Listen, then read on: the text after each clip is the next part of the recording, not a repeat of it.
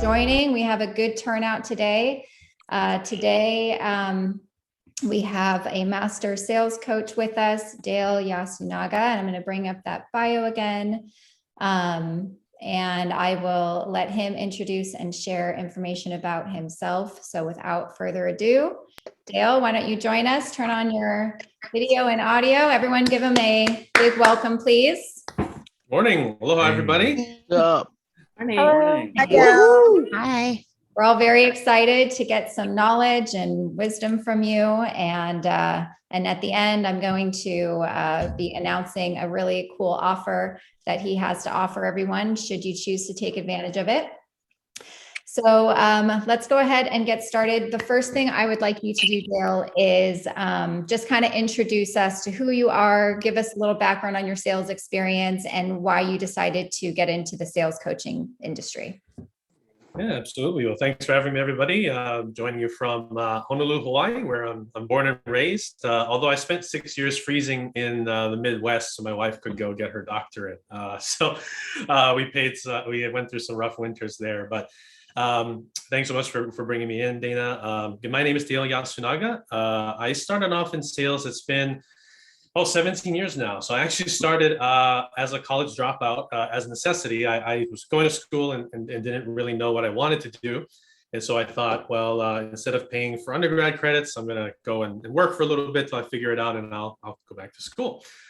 And found my way into selling B2B in the copier industry at the start. So I worked with Xerox out here in Hawaii. And I was actually the youngest rep that they had hired in the Western Division. I was 19, about to turn 20.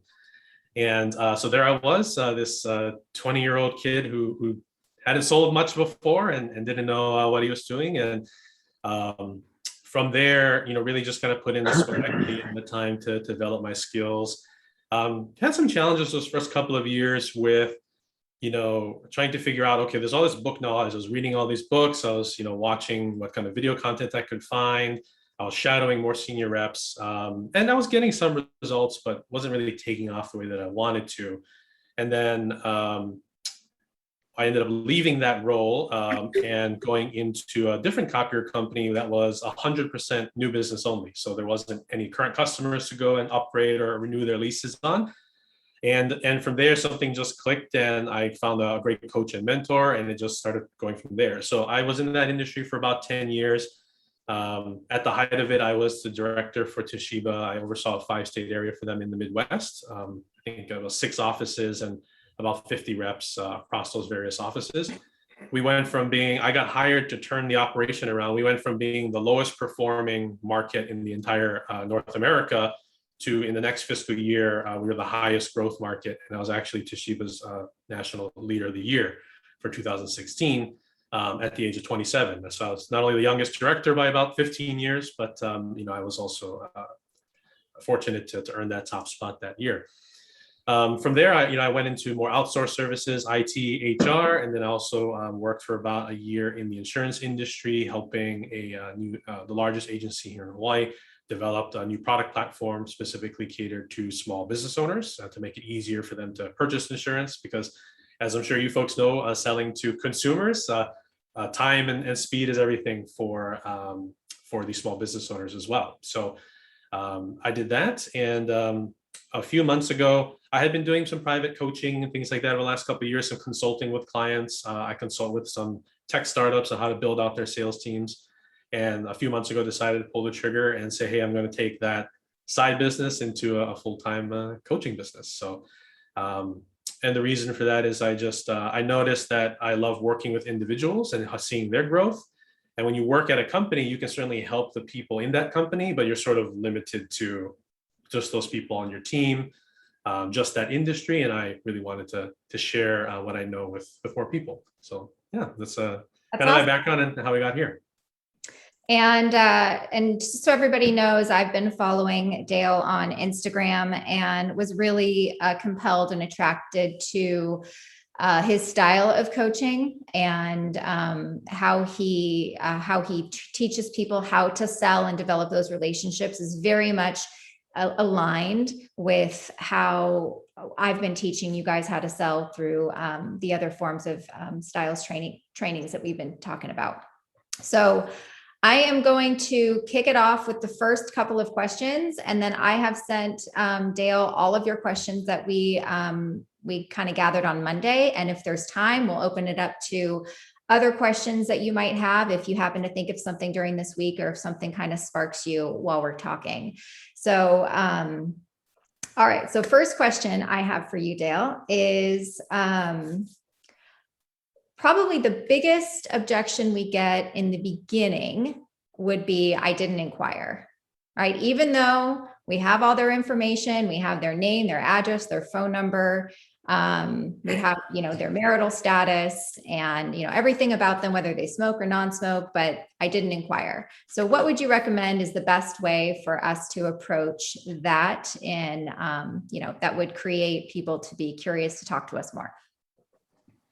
Yeah, so very similar in nature to cold calling.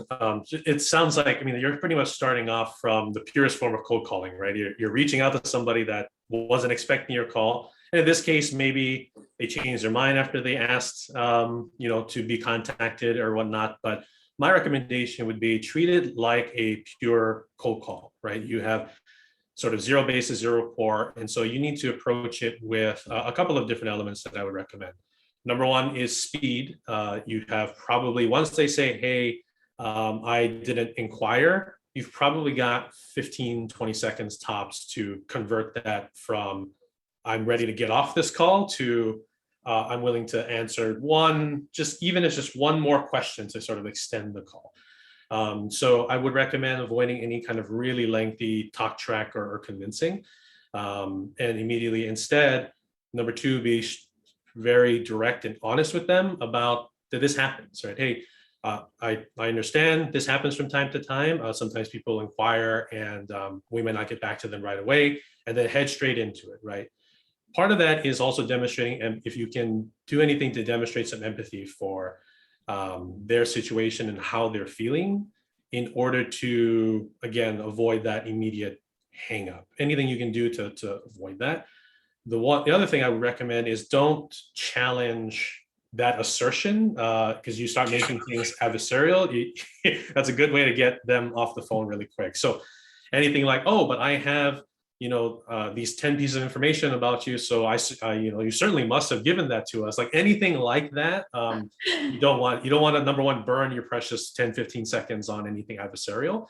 But number two, you want to pull them in to make them, you need to go from, hey, you're coming in and disrupting my time to, okay, there's some value or there's a reason I want to answer one or two questions. And if you're adversarial with them or you disagree with them, you're gonna push them the other way right away. So be upfront, empathize with them on, hey, I understand that you kind of need to put yourself in their shoes, and just head straight into some sort of landing question or qualifying question to continue the conversation along. If you allow yourself your birthday, we typically verify is your date of birth X or is your address X. Would that be sort of an easy question to go into right away? Yes, certainly. So there's a concept that's pretty well studied. Companies like Apple use it in even their retail sales environment. It's called getting to yes. So the psychological concept is that the more you can get somebody to say yes, or agree even to simple no-brainer questions, the more primed they are psychologically to continue answering positively. So easy questions to say yes to are affirmed, like, okay, I understand. So you empathize, hey, can you verify, is this your name and address? Easy yes, right? If that is their name and address. And that can lead into a second question. So you sort of use that concept of getting to yes. So that is a good segue or landing question to sort of try and divert.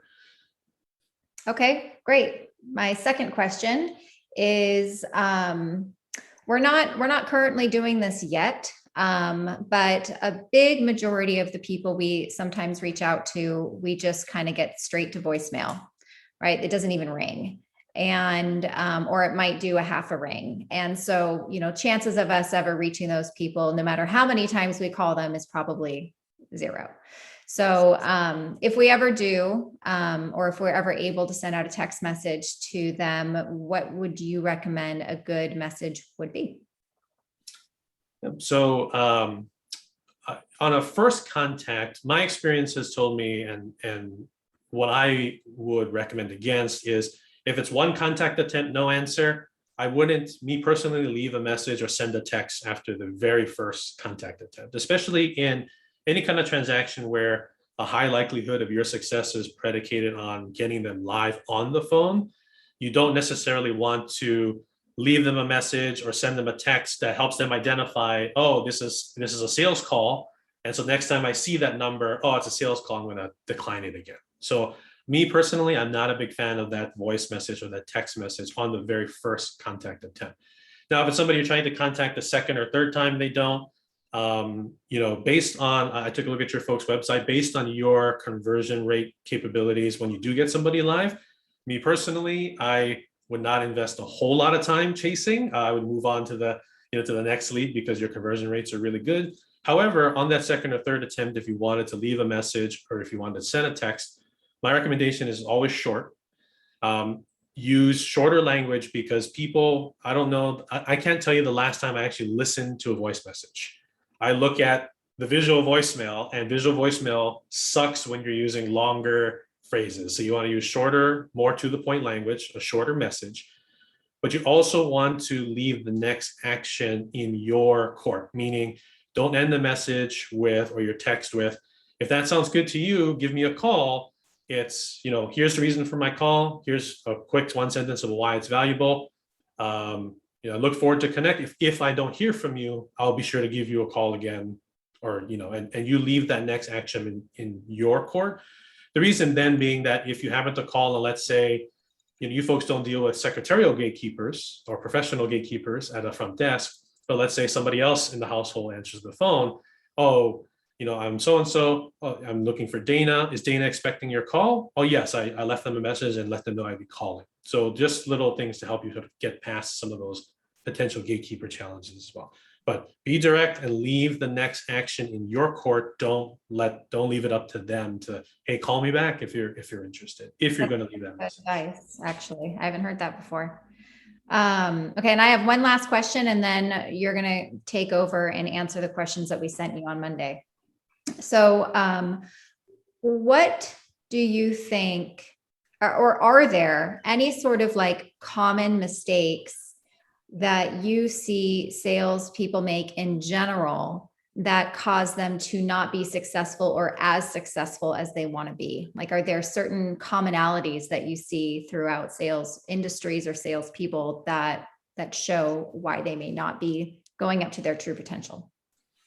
Oh, absolutely. So part of the reason why I got into coaching and I loved leadership, so I was in leadership the back half of my corporate career, call it 8 or 9 years of the 17 years, was, and the reason why 2 of my roles, I enjoyed being what we refer to as a transformational leader. Hey, come into this organization that's struggling and turn it around, is you have an opportunity to help people. And so a lot of times salespeople don't realize their full potential because either they are untrained or undertrained, as I like to tell people.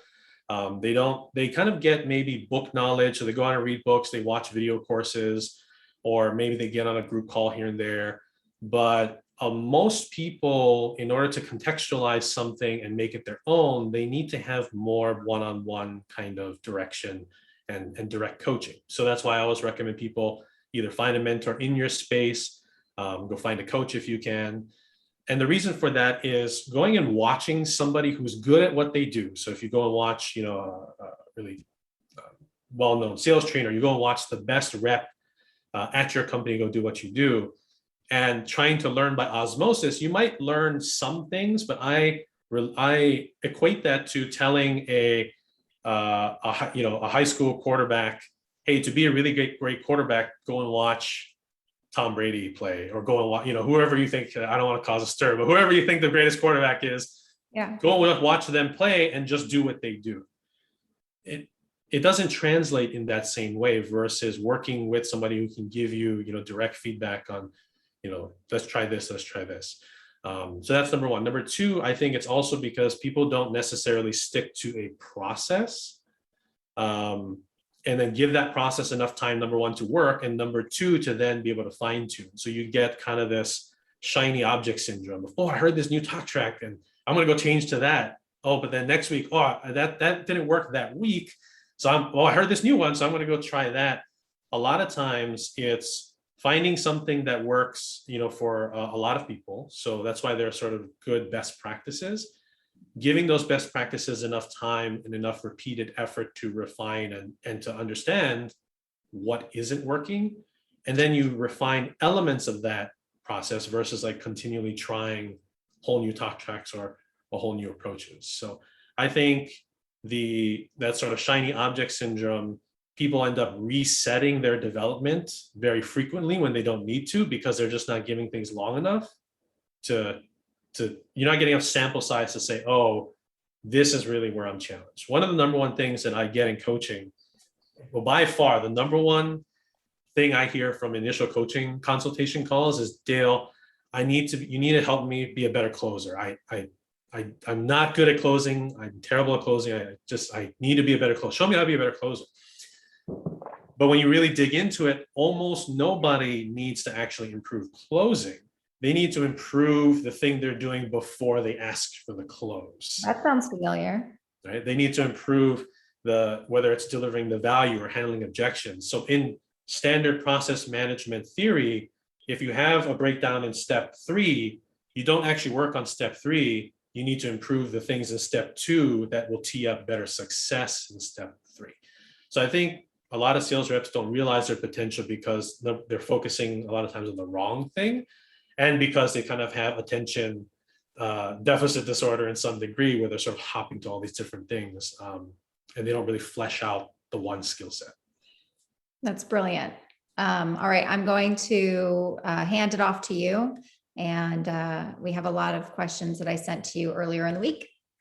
Yeah, so I appreciate everybody who shared some questions. Can you folks see my screen here? Yes. Okay, so I took the questions that were sent and I tried to sort of group them into categories, and then so we can answer the questions and without jumping topic around too much. So a good majority, I think 40-50% of the questions that I initially got were around motivation and mindset. So thank you, Desmond, Malik, Dale. Is there another Dale here? Great name. I like that. Melissa, thank you for your questions here. And it's encouraging to see, and for those of you that had these questions or that you have these questions maybe didn't ask, the first thing I want to say is, don't get down on yourself. You're not alone. Of the hundreds of reps that I've worked with, some of them, who were on their final written warning before they, and then next year went to President's Club after working together with me, everybody kind of gets in this state. Mindset is a huge challenge in sales, because sales, actually, if you really think about it, in sales, you most often get told no more than you might get told yes. The beauty of selling, though, is that the times you do get told yes, you can make a lot of money. So don't feel like you're alone in this here.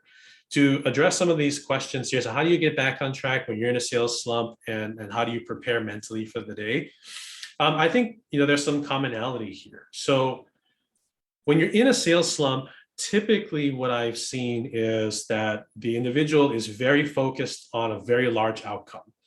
I'm in a slump because I didn't hit my number last month or last quarter, or last year. I was 10% short or whatever it might be.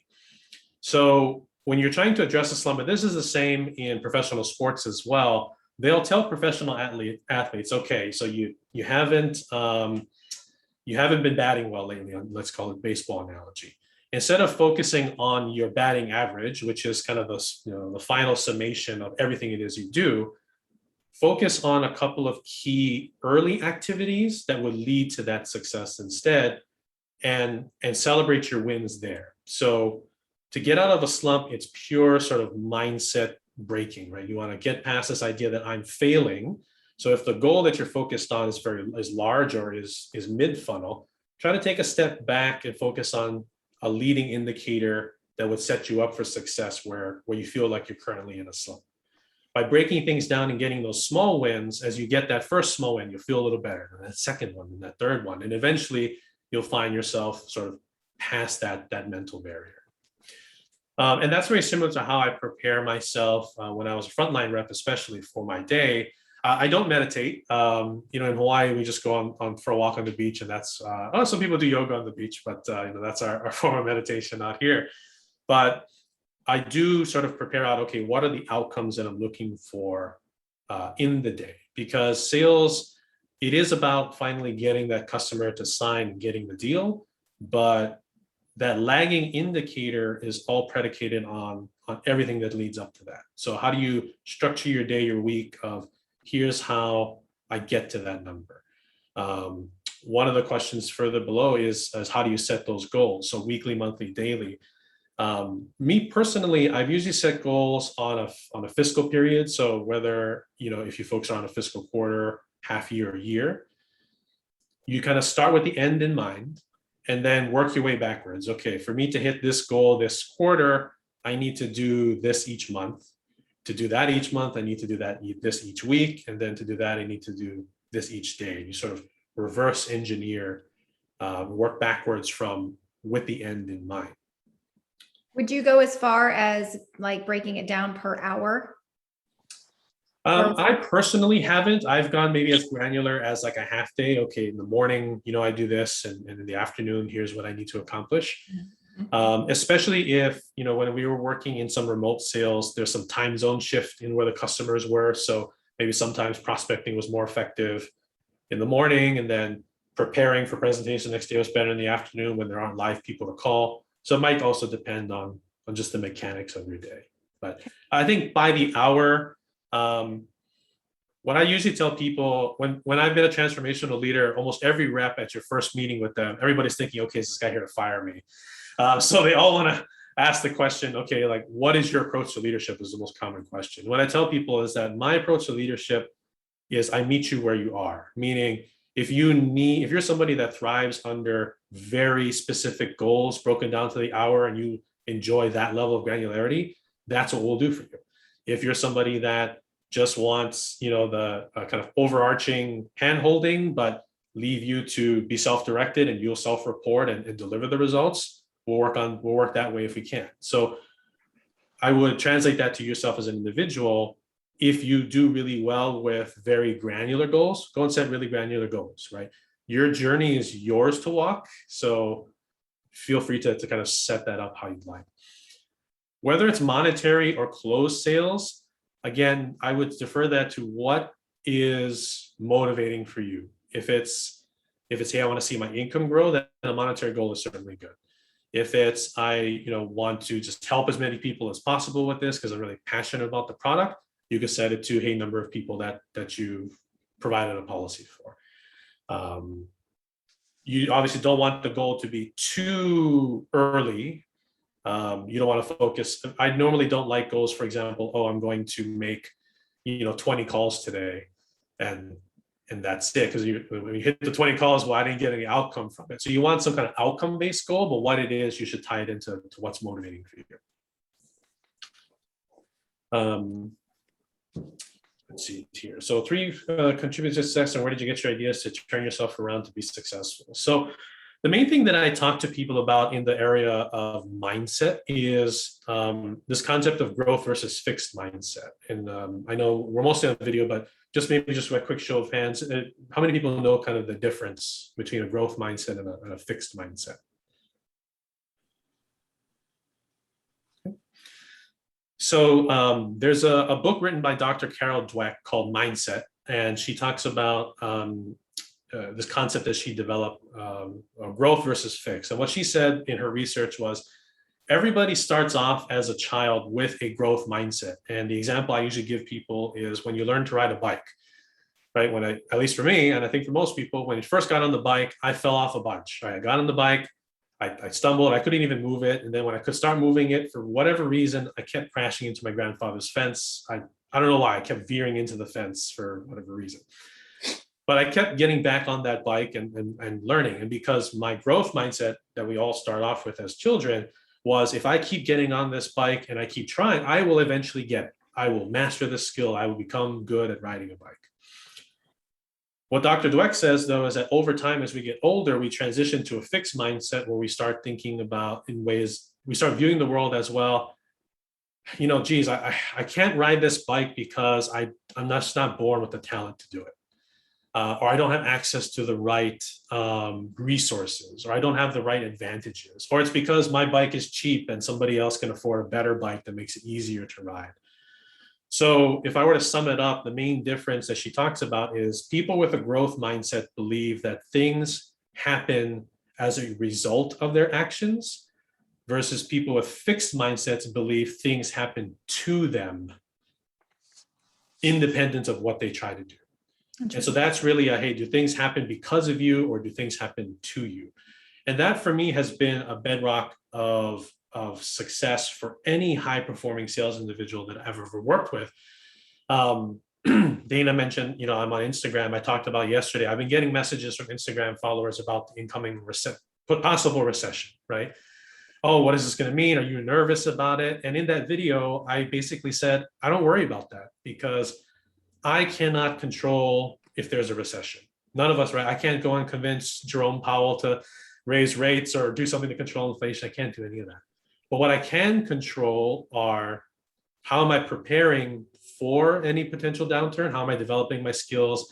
How am I getting ready to still be effective? And it's amazing when you look at the top 1% of sales performers, they perform regardless of how the economy is doing. And a lot of that has to do with the way that they view things, right? The mindset is just the lens by which we view the things around, view the world around us. So I really think that's, if I were to pick 3 important things, the first 2 would be mindset. And then the third thing would be development of actual sales skill versus, you know, just sort of winging it and not having a lot of structure, at least when you're first starting out in sales. Awesome. What's the next set of questions? So on the next set here, had to do with more sales process. So in here, I might ask for some participation. So get yourselves ready, and then I'll certainly give you know, my thoughts as well. So how long would you chase a prospect for until you give up, and what's the follow-up process? So Tamara asked this question here. Is Tamara on the line? I am. Okay. Could you tell me a little bit about this question, and maybe just share briefly, you know, what is your current process? How do you approach following up with people? Well, I always send them all my information, and then I just continue to reach out to them until, I don't know, until I feel like that lead, I'm just not going to be able to convert the sale because they never pick up again. But I want to create a mindset for myself where today is the day that I'm going to be able to close this sale and not allow them to get off that phone. And I have a really hard time with that. In your follow-ups, and thank you for sharing, in your follow-ups, let's say out of every 10 people that you're sort of trying to follow up and get back on the line, how many would you say actually end up coming through? I would probably say a very small percentage. If I do not close that sale during the first initial contact that I have with them, it's almost zero that I get them back on the phone. And that's an issue. And that's fair. And that's typically what we see in B2C markets, where you're selling direct to a private consumer. It's actually similar for me for private coaching clients. If they get on a sales call with me and I don't close them on that call, the odds of them re-engaging are pretty low. Now, in a B2B environment, it's a little bit different because, you know, the businesses are they're kind of, you have different trigger points. You can go after them at new fiscal year, maybe when they have new budget or they have something, they got new funding. But a B2C market, it's almost all the data suggests is almost always about closing that call. So to answer this question, quite frankly, for me, when I take a look at your folks' company, in particular, Taylor Legacy, on what your effectiveness rate is on converting leads, my suggestion would be to spend, if somebody doesn't convert, I would actually spend very little to almost no time chasing versus just moving on to the next lead. Because if your conversion rate chasing is even 10%, which it doesn't sound like it's probably even 1 in 10, but your leads, your initial lead contact to conversion on your site says it's 30 to 35%, the amount of minutes I'm putting into that immediately has a 3x higher chance of return, right? So if you're looking at it from just a sheer sort of numbers game, that's really where I would put my focus. Just because of the nature of B2C and also how successful you folks are on conversion. If your initial call conversion rate is less than the benchmark, let's say, Taylor Legacy does a great job where good performers are at that 30, 35%, and let's say you're at 20, you would actually be better served figuring out how to narrow that gap between where, 30, the benchmark, and 20, than hoping to re-engage that 1%. Because that 1% re-engagement rate is probably the same across everybody. Or, the fact that it's very low is probably the same, just because it's more driven by the nature of B2C sales. That makes sense. Right. When you say very little, do you mean 1 follow-up, 2 follow-ups? Is there can you quantify that for her? Yeah, I think, if it's low touch, low effort. So, if they, certainly if they don't answer at all, I would call back, right? I'm going to leave a message, I'd call back. But if they've engaged in a conversation with me, I couldn't close the deal, they said, hey, I need some time to think about it, and I couldn't effectively handle that, I might give 1 follow-up call at a predetermined date, right? If you can schedule that, it's better. But if they flake on that, or if that doesn't turn out, then in this sort of scenario, I would probably just move on to the next, just because of the much more increased conversion rate that you have on new leads coming in. Thank you. And again, if your initial conversion rate is below the company benchmark, or what kind of the best practice of 30 or 35%, your ROI on skill development is better served filling that gap than it is trying to figure out how to chase unmotivated buyers. Very good advice. Yeah. So when people receive 4 to 5 calls prior to ours, what's a good way to disarm? And if we're the first call, how do we prepare them for the fact? So 4 to 5 calls. So this is definitely where sort of empathy and being a human will probably pay off for you more often than not. So if I called and somebody said, hey, geez, and I actually got this a lot in the copier business because, for example, there are, in one market that I sold into, there are 37 copier dealers. And so you can just imagine, and every rep has to make like 50 to 75 calls a day. So you can just imagine like how many times decision makers get called. And so if I got somebody in line that said, boy, you're like the 3rd copier guy to call this week, my approach is just to make that a human conversation, right? So I may inject some humor and say, well, that must stink, or that must suck, or, you just sort of add some levity to the situation, but then just be earnest with them about why it is you're calling. You folks at Taylor Legacy have a unique, have advantages in your product, right? There are some unique selling proposition and positioning of your product.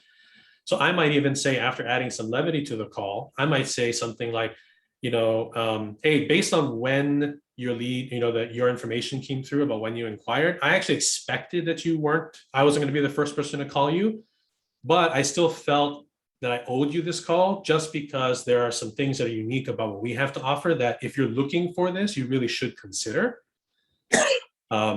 And if you give me a few minutes, I'll try to expedite the call as quick as I can so that you can at least know what that option is. That sounds fair. So you want to sort of initially have some human element to it, but then insert some sort of differentiator. And the more you can make it seem like this has happened before, but people like familiarity. You're like, yeah, I actually expected I wouldn't be your first call, but I still called because, and deliver some kind of unique selling proposition.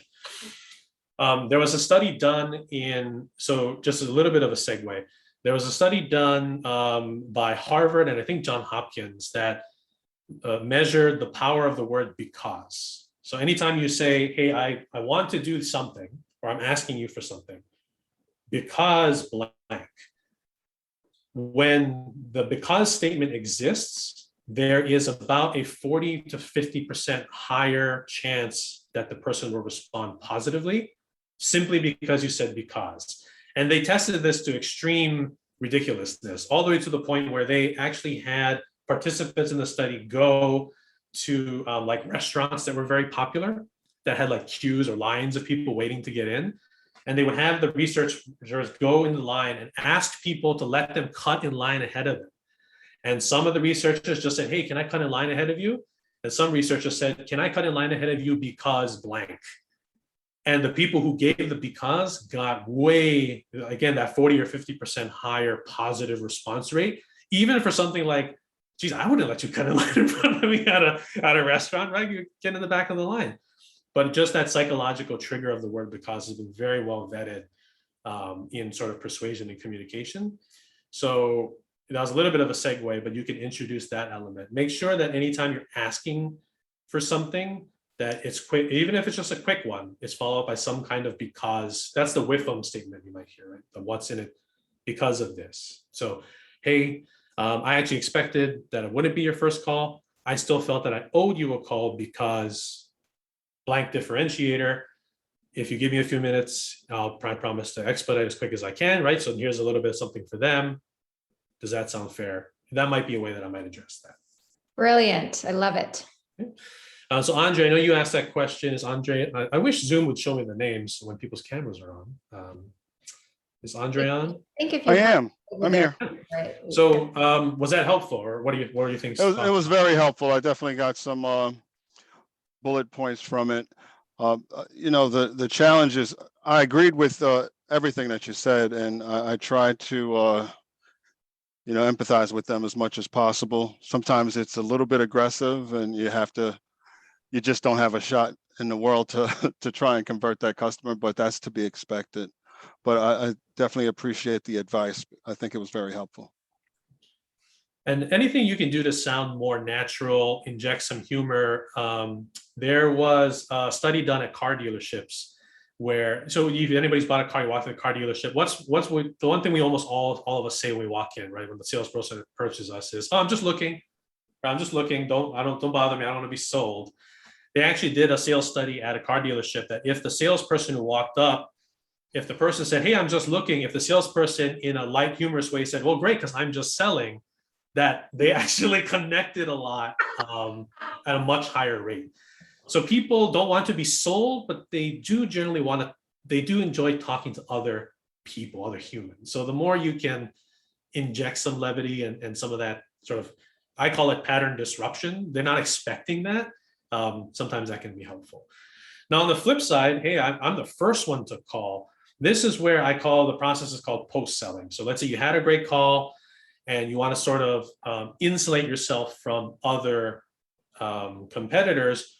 The more you can lay out a plan for somebody, and that plan comes true, the more credibility you build. So for example, if you're wrapping up the call, say, hey, if it sounds like I'm the first person to call, I'm going to, put all this stuff together for you, or whatever the parting of that call is. I would recommend just priming them for, hey, to be completely transparent with you, Dana, you might expect that you're going to hear from a couple of other agents that are going to, be offering you a variety of different things. And then you can head into that kind of because, or that unique selling proposition statement, right? The reason that I was really excited to connect with you and that we could speak was because Lincoln, we offer these advantages over others.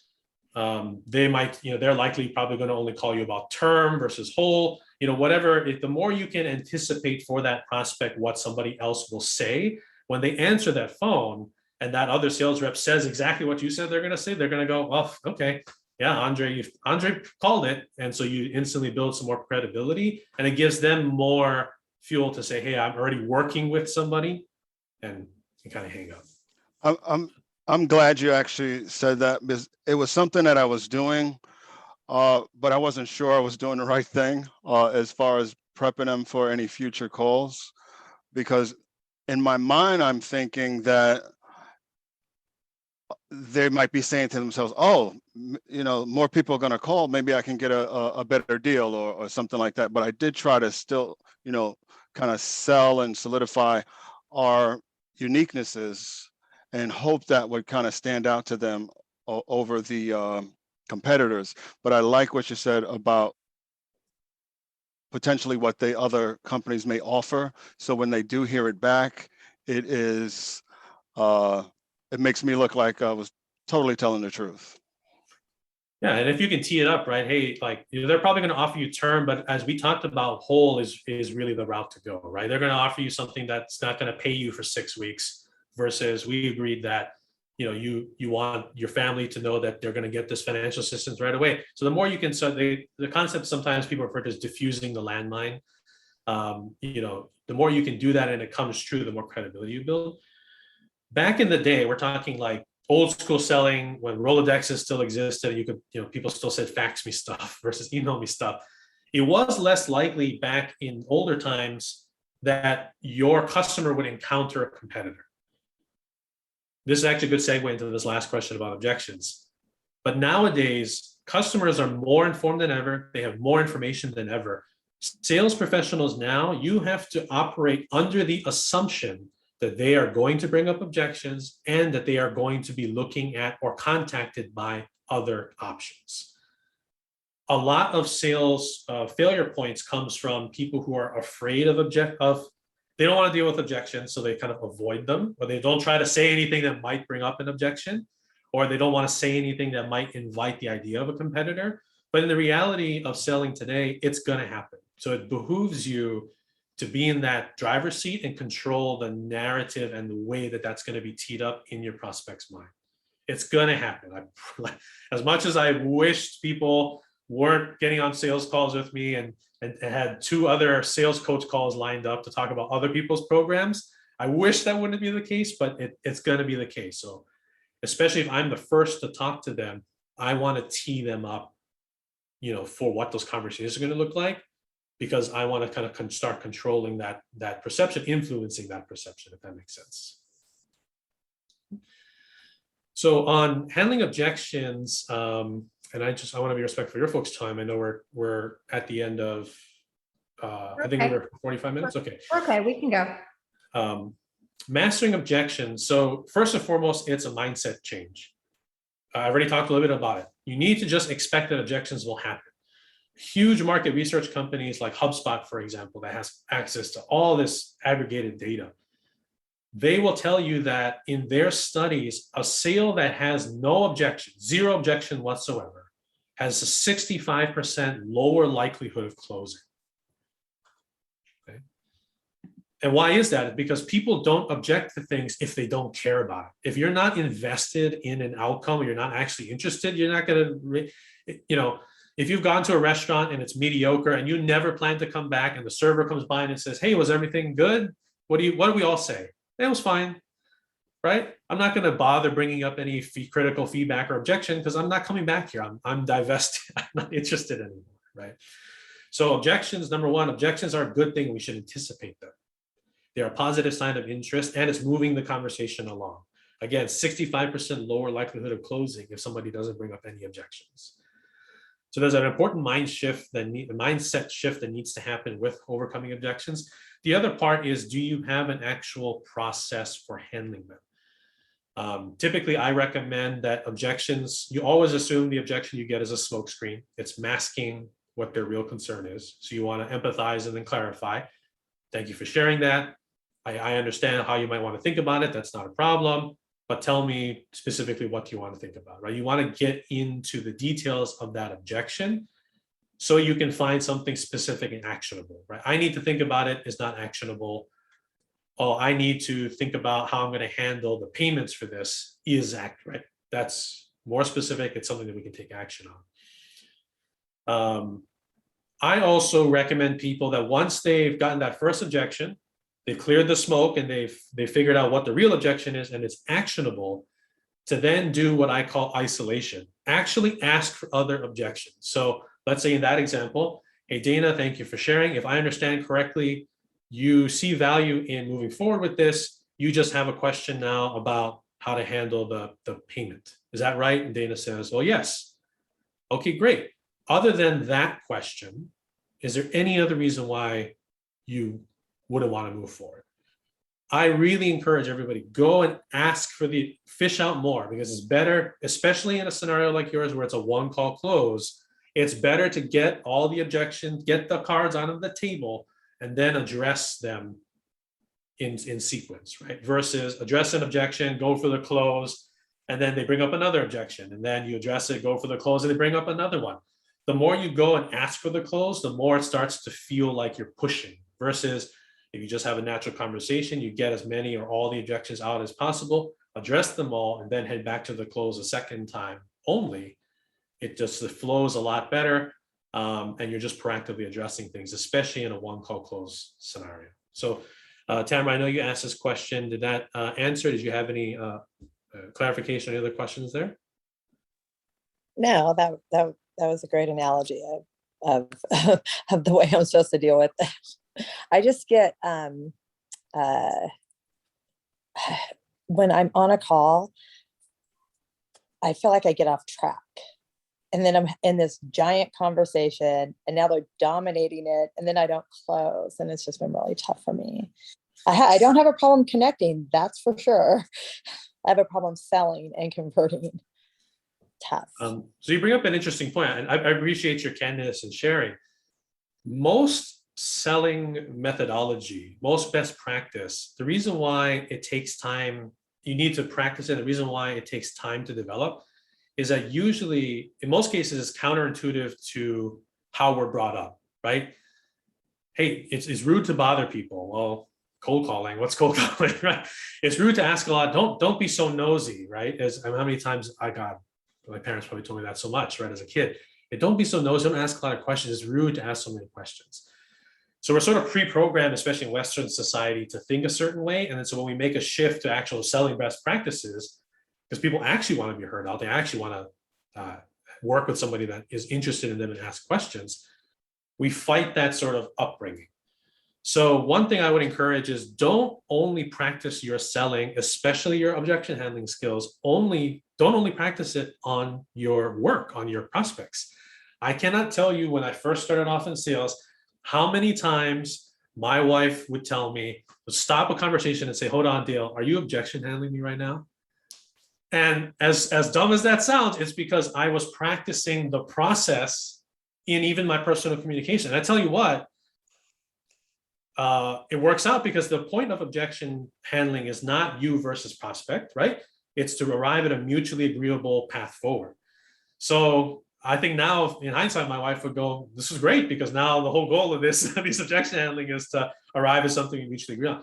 My point being, sales is a communication philosophy, it's a communication method. It's really how we should communicate with everybody. So don't only reserve your opportunities to practice for when you're working with a prospect. When somebody objects to something you want to do at home, or your significant other or your kids want to object, right? Practice it there. The more you practice the process and you make sure you're going through the steps, the less your brain has to focus on what should I be saying. And then the creative part, the left side of hemisphere of your brain kicks in and allows for creativity and spontaneity in the moment. That's why sports teams, no matter how good they are, when the next season comes, they practice fundamental plays over and over and over, because they want to allow those players to make that so second nature that in the moment in the game, if they need to alter or make some kind of creative or spontaneous shift to adjust, that their brain power is not spent on, oh, okay, where was I supposed to be on the field? They already know where they're supposed to be naturally, and they can pivot much more readily, because it's that whole left-right hemisphere brain sort of allocation aspect of it. Does that make sense? Did we have another slide, or was that the last slide? Oh, there was some more. So there's some tactical, and I know that we're running into our time here. So I want to be respectful of you folks. If you folks want to continue, I'm happy. I reserve more time, but if not, then. We're good. Keep going. I'm good. Yeah. So how do you respond to the I want to think about it from Patrick? So we talked a lot about objections, so I'll just cover this very briefly. It's that same process, right? That you want to empathize. Hey, I understand that you want to think about it. I might want to think about it too. And then head straight into clarification. That's a classic smoke screen, right? What is it you want to think about? How are you going to think about it? You want to get very specific and actionable, and then fish out more objections with what I call the isolation question, and then continue on.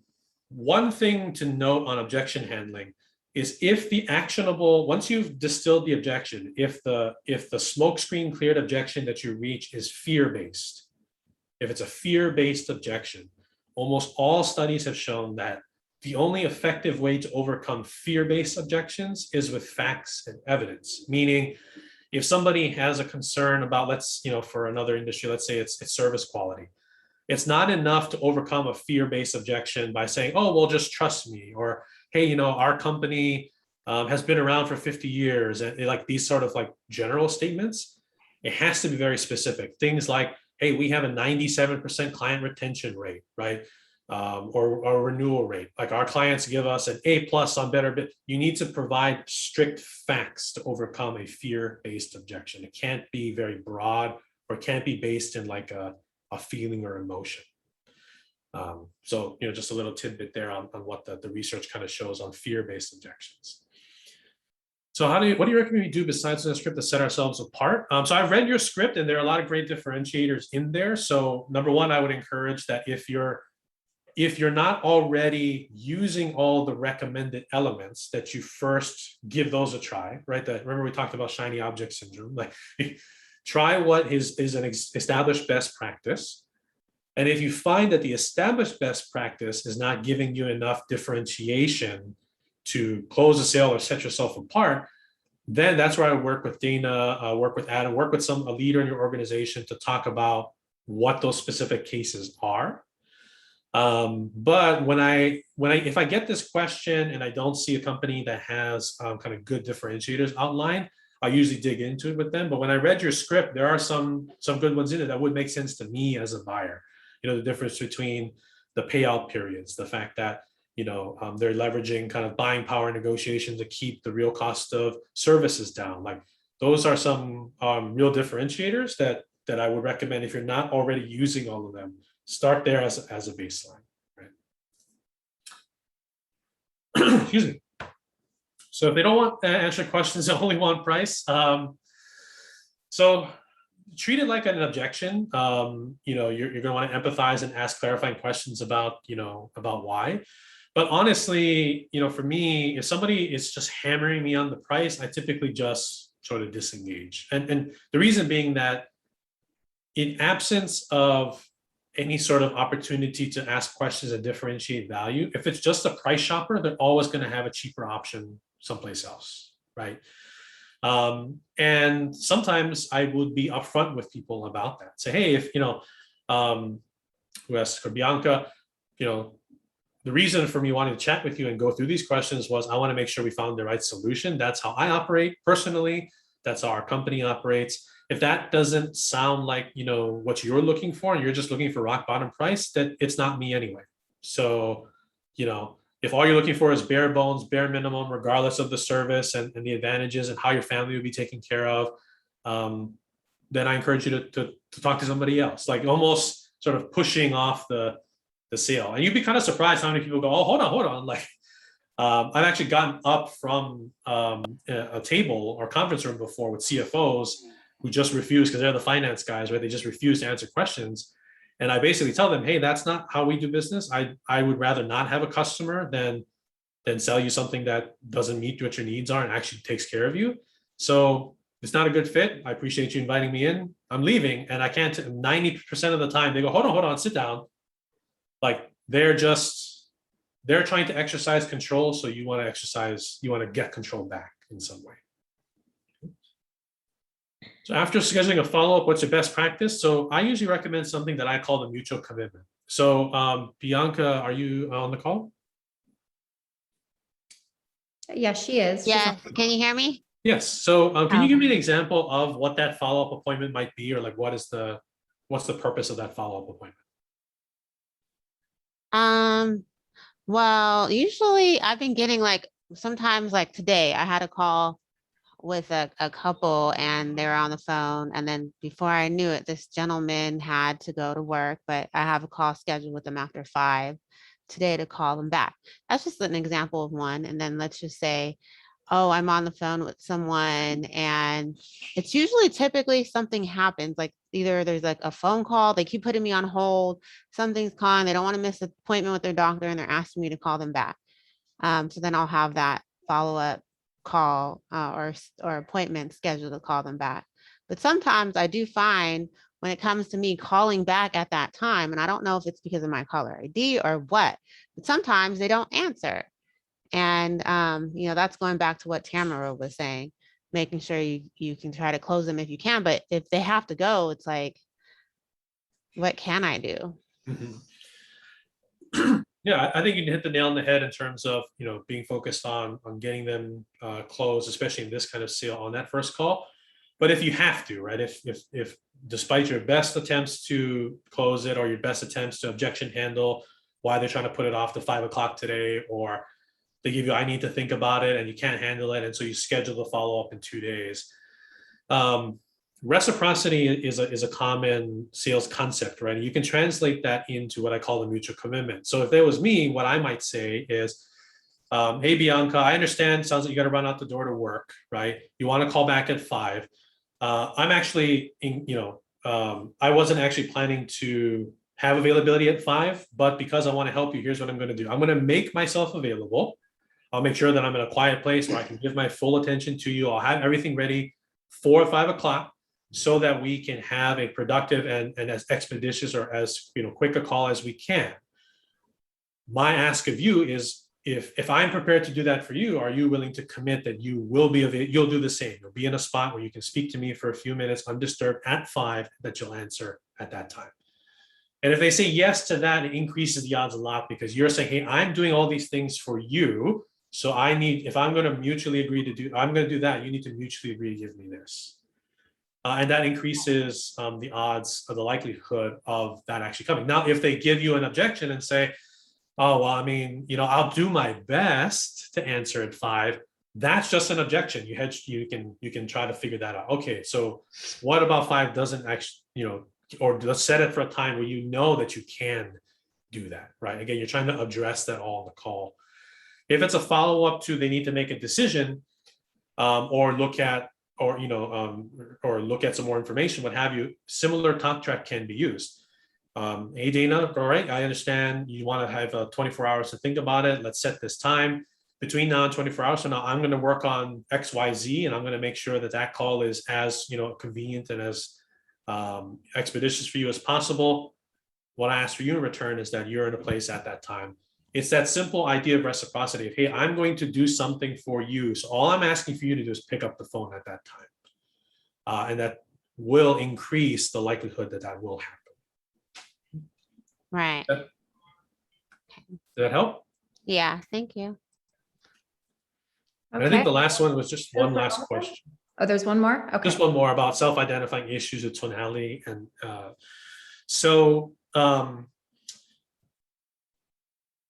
when you're looking at tonality, things like, so the sort of triad of communication is verbal word choice, like what is vocabulary, what words do we choose to use?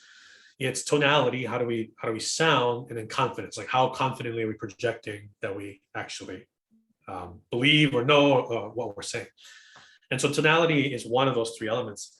The best way to self-identify is, and it might be kind of cringe when you first started, is just record your audio and then listen back at it. When I first started in sales, I would turn my iPhone on to airplane mode, because turn it on to airplane mode before you turn on voice memo, because if you have voice recording on and you get a notification, it stops the recording. So turn your phone on to airplane mode, turn on the voice recorder. And then when I'm in the car driving, instead of listening to music, I literally would listen to myself on calls and go, boy, that sounded dumb, or, ooh, I said it that way, I sound like an ass. Or, you start to like reflect back. The best way to self-identify how you sound to somebody is just to hear it yourself. And I know I hate it. So Dana mentioned I'm on Instagram and other social media. I post videos all the time. I hate editing my videos, because I'm like, oh God, I sounded like that, and I go back and I reshoot it or what have you. But that's how you self-identify, and that's how you're going to make yourself better. So if you're a telesales team, even easier, right? Hey, get some kind of recording device. If you have a computer that has a microphone on it and you're using your phone to make the phone calls, use the computer to record, listen back on that audio and just pinpoint. And if you want to take it even one step further, have somebody else who you know will give you honest feedback. Listen to it and say, hey, what did you think about how I phrased this? And they'll because they're going to view it more like a consumer one, right? Oh, you sounded really pushy here. Or, you didn't really sound very confident when you said this was a benefit of doing business with you. So outside feedback can also help. Okay. So that was the last question of what was pre-sent. So I know we went over time. And I think there's there might be some questions. Oh, no, I think we're good. So okay, yeah. Basically, I wanted to end the call, first of all, by thanking you, Dale, so much for giving us all these golden nuggets. I myself have a whole page of notes and I can't wait to rewatch this multiple times. I think that it was really valuable and I hope everybody else found really good value in it too. Dale has also been so gracious to offer our team and anybody watching this video once it's posted, a really great opportunity to get some one-on-one coaching with him. The offers are different. So you can take advantage of 3 1-hour coaching sessions with him. His normal rate for that is $600. Our team can take advantage of that for $300. That offer is only good for 1 week. After the 1 week, it's going to expire. So I will be emailing out the link to everyone to the page he's created. If you guys want to do some personal development, invest in yourself, get some one-on-one coaching from someone that I truly believe will really help you overall. For anybody watching this video, that will be a separate link that I'll be posting in the chat that will make that price $400. So 33% off for anyone watching, 50% off for our team. We'll go ahead and end this call now and let everybody get back on the phones. And thank you again so much, Dale. Everybody, please give him a round of applause. cool. Thank you. sir. Great. You. Appreciate it. Here. Good luck on the And- calls today. Aloha. Thanks so much for having me. Absolutely. Thank you. Okay. Great. Take care, Thank you. everyone. Aloha. Bye.